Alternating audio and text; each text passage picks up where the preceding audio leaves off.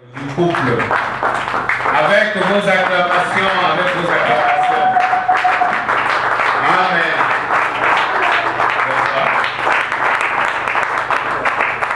Merci beaucoup.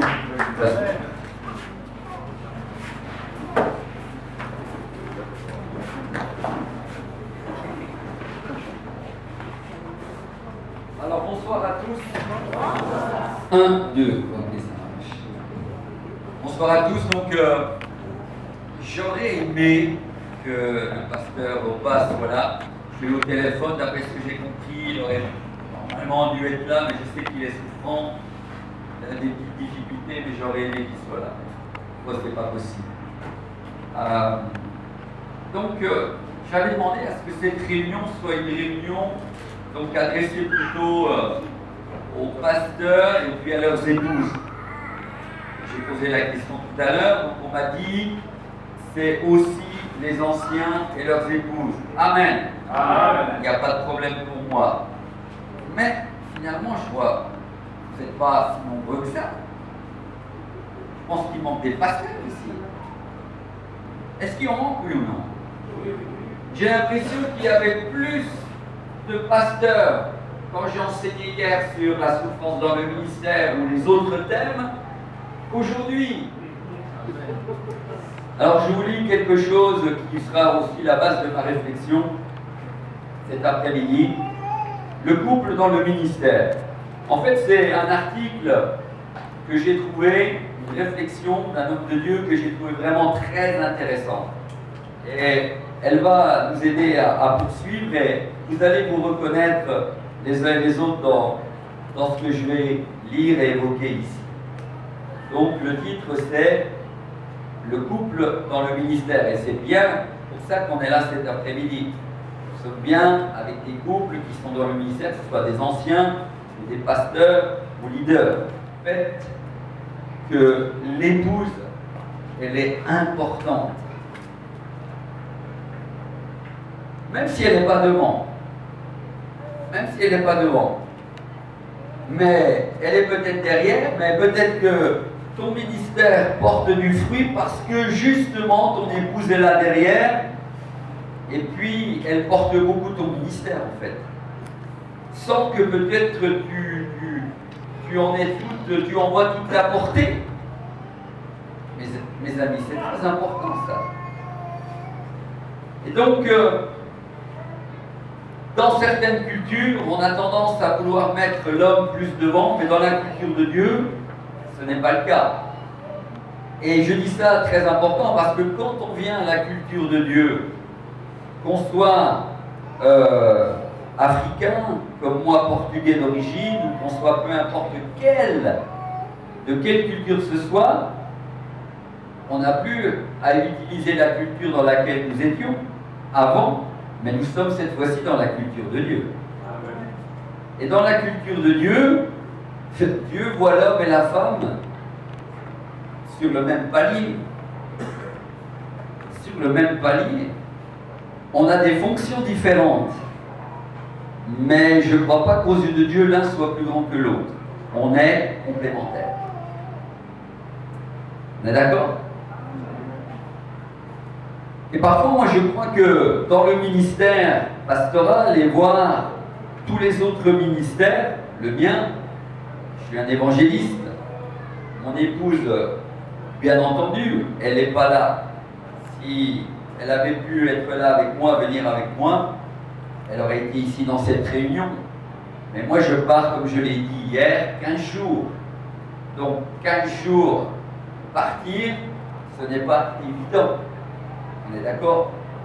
Parce que, simplement, juste ici une parenthèse, celle qui soutient mon ministère et qui a soutenu mon ministère jusqu'à aujourd'hui le plus, c'est mon épouse.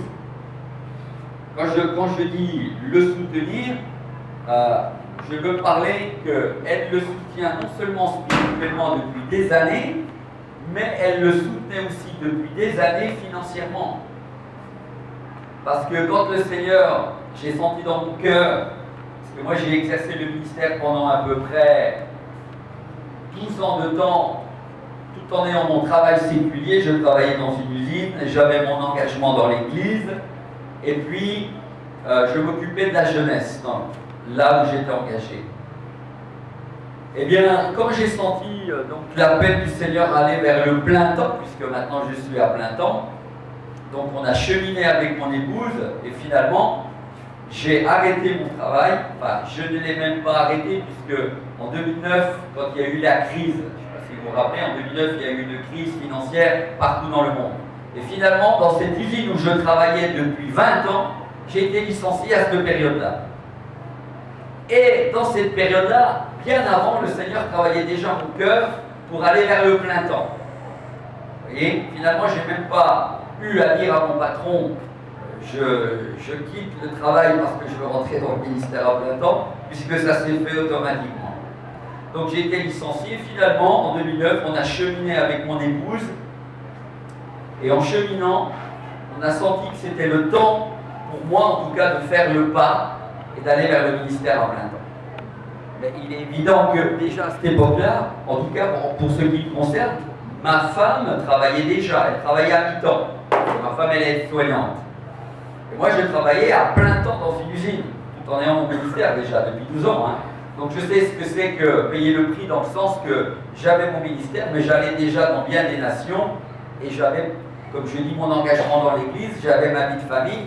Des fois, je rentrais d'une mission, le lendemain, j'étais au travail. Donc je sais ce que c'est. Et mais quand en 2009 cette crise est arrivée, on a commencé à cheminer, à se dire c'est certainement le temps pour aller vers le ministère à plein temps.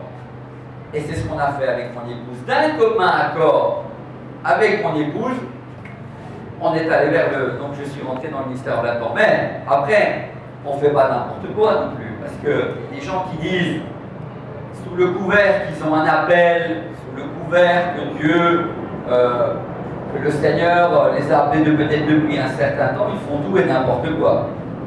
Ils commencent à quitter leur boulot, et finalement, ils quittent leur boulot et ils mettent leur famille en danger. Il y a le temps de Dieu pour ces choses. Il y a le temps de l'appel. Moi, je vous ai dit, je savais que j'avais un appel, mais pendant 12 ans de temps, j'ai travaillé dans une usine. J'avais mon engagement dans l'église avec la jeunesse. Et j'allais déjà dans les nations et en France. Mais ce n'était pas à ce moment-là encore, tout en ayant l'appel, le temps pour dire Dieu m'appelle et je quitte mon boulot et je vais mettre ma famille en danger. Mes enfants, j'avais 3 enfants, ils étaient pour la plupart encore à l'école, donc on ne peut pas faire n'importe quoi. Et ça, c'est mon cheminement. Mais écoutez bien, en 2009, quand j'ai été licencié, finalement, après, on a cheminé avec mon épouse, on sentait que c'était le temps de Dieu, mais pour nous, pour moi, pour nous, pour notre couple, tout était réuni pour faire le pas. Qu'est-ce que je veux dire par là? Mes enfants étaient élevés. Ma maison était finie de payer. Ma voiture, que j'avais achetée 1 an avant, j'ai été licencié au mois de septembre 2009. En septembre 2009, ma voiture était finie de payer. Je n'avais plus aucune dette. Donc je pouvais entrer dans le ministère à plein temps. Mais tout en sachant que, donc là je ne mettais plus ma famille en danger ou quoi que ce soit, mais tout en sachant que mon épouse travaillait à mi-temps et il fallait qu'elle continue à travailler, parce que quand on est pasteur, c'est déjà difficile. Parce qu'il y a des pasteurs qui travaillent et puis ils exercent le ministère. Mais en France, pareil, il y a des pasteurs qui travaillent et exercent le ministère. Et puis, il y a des pasteurs qui sont à plein temps dans le ministère, donc qui sont payés par l'Église. Il y en a beaucoup aussi en France. Mais, vous savez, en France, en tout cas, c'est comme ça. En dehors du ministère pastoral, les autres ministères, ils ont du mal à survivre. Donc, ça veut dire qu'ils ne sont pas tellement soutenus financièrement. Donc, c'est pour ça que je dis, il ne fallait pas faire n'importe quoi. Mon épouse travaillait à mi-temps, elle a continué à travailler à mi-temps. Et c'est elle qui, tout au long de ces années jusqu'à aujourd'hui, a soutenu mon ministère financièrement.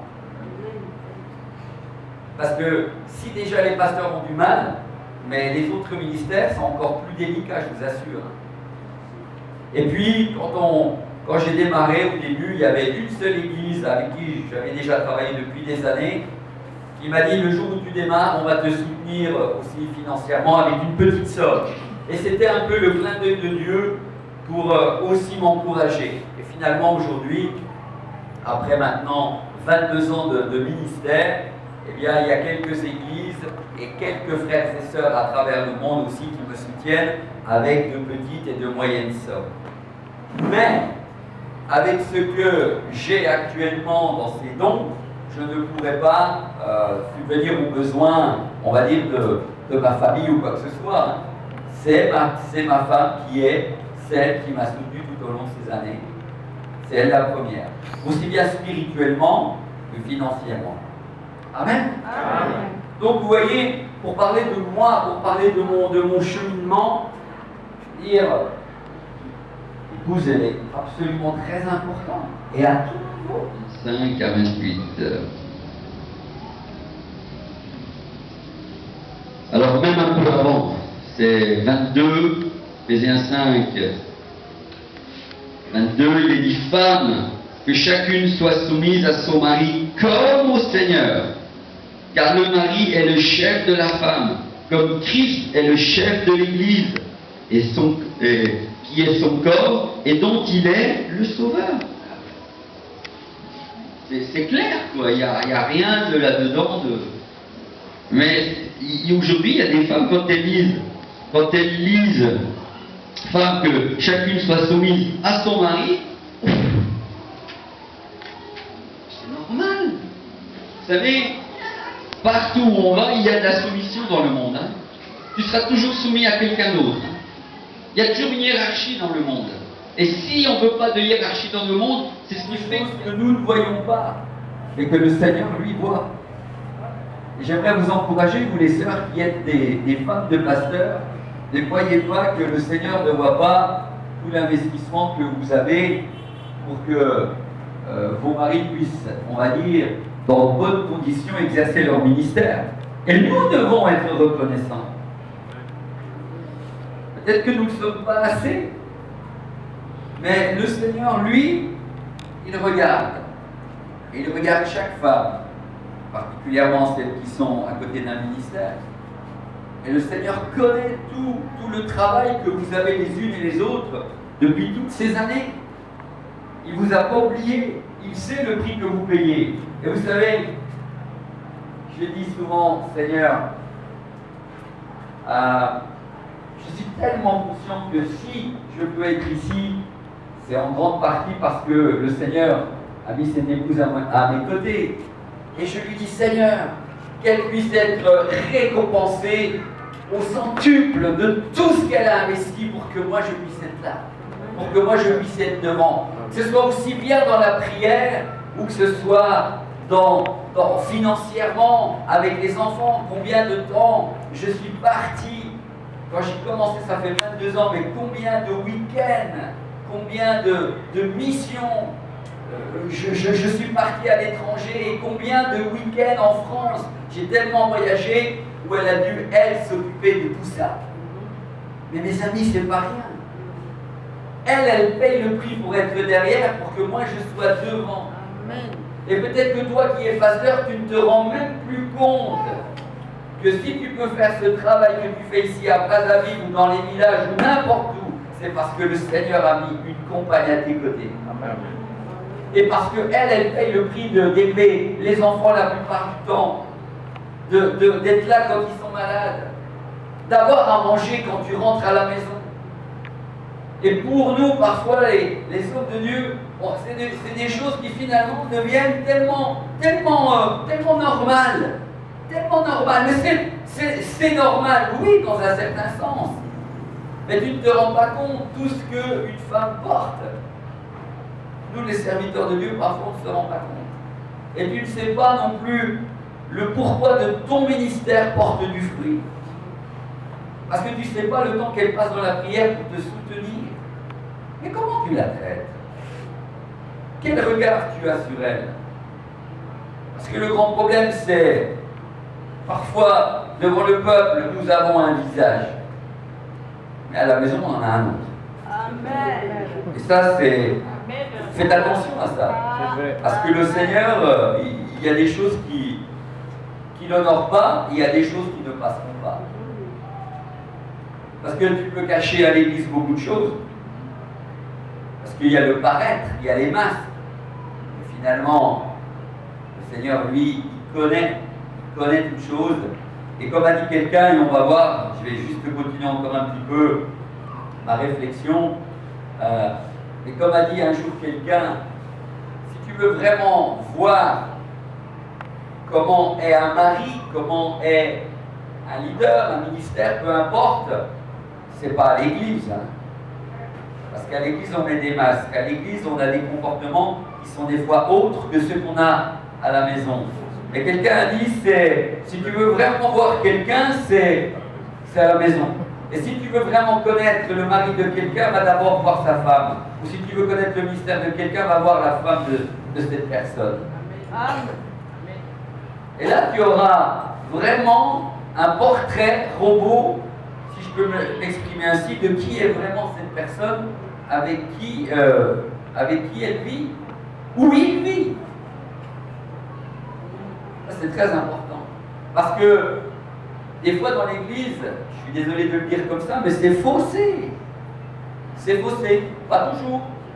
C'est faussé. Et je crois que souvent c'est aussi faussé. Parce que nous ne sommes pas toujours transparents de la même manière. À l'église qu'à la maison. À la maison, j'ai l'impression que dès qu'on rentre, on est un peu...